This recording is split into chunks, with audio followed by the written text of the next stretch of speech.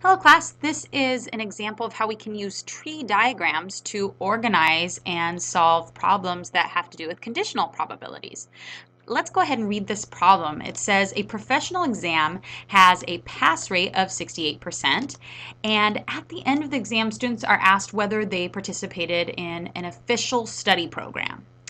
Of the students who pass, so this is a conditional probability, of the students who pass, 85% say they participated in an official study program. And of the students that fail, 45% say they participated in an official study program. So let's go ahead and draw a tree diagram that describes this scenario.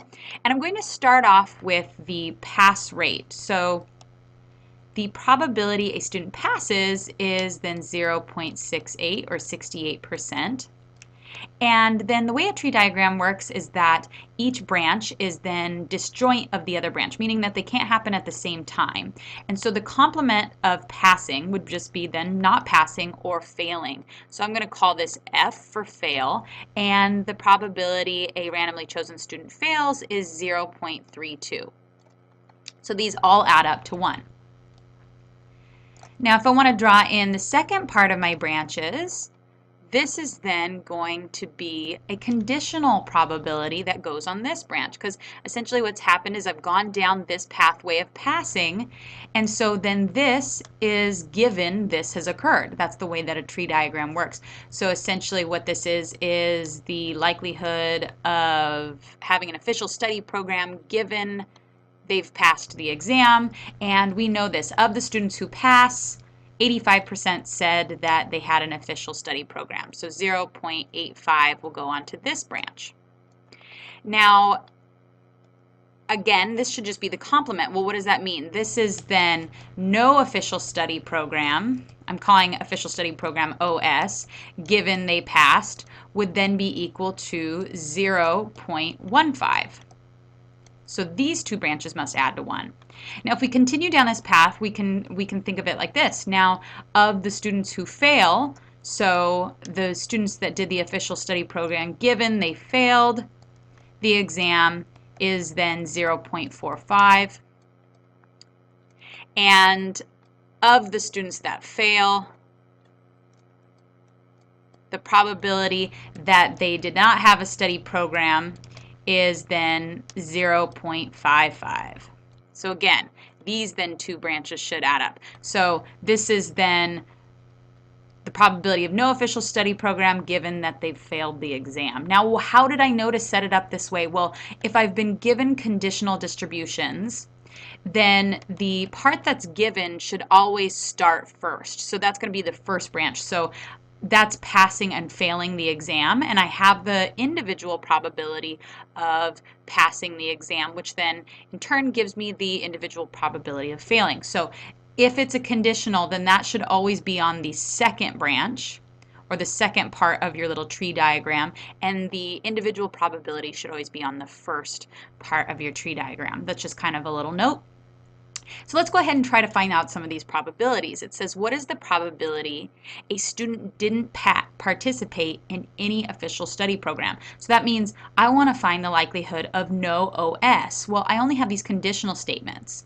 Well, what I can do is I can actually just multiply the branches where no OS is. So if I multiply this branch and this branch, I'll get then the only times when no OS occurred. So essentially what that means is the probability of no official study program is then equal to 0.68. This is the probability of them passing times then 0.15 plus the probability of failing 0.45, or excuse me, 0.32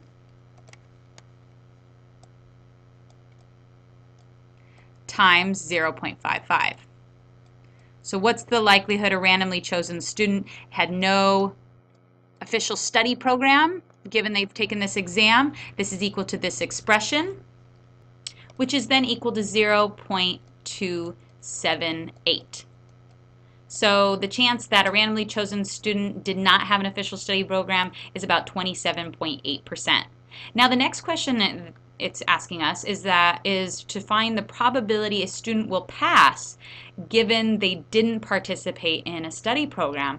Well, now this is something that we can find by knowing the conditional probabilities, and that is the probability of pass given no OS. That's how we'd set this up.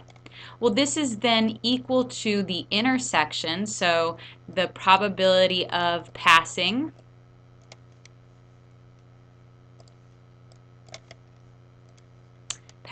and no OS, no official study program, all divided by then the probability of no official study program. So remember, we always put the given in the denominator. Now this is different than this no OS given pass. This is a different probability. We're going to get something different out. So what we can do is we know that actually by multiplying through this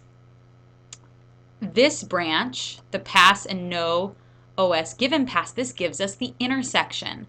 This is the multiplicative law of probabilities. So I can multiply these two branches and get then this intersection value. Okay, well 0.68 times 0.15 is then equal to 0.102 for my intersection, and that's all divided by this 0.278, which is then equal to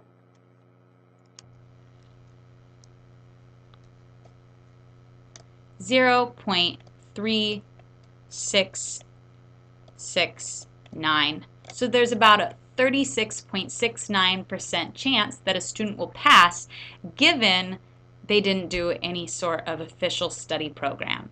So this is how we can use tree diagrams and just the general rules of conditional probability to solve complex problems.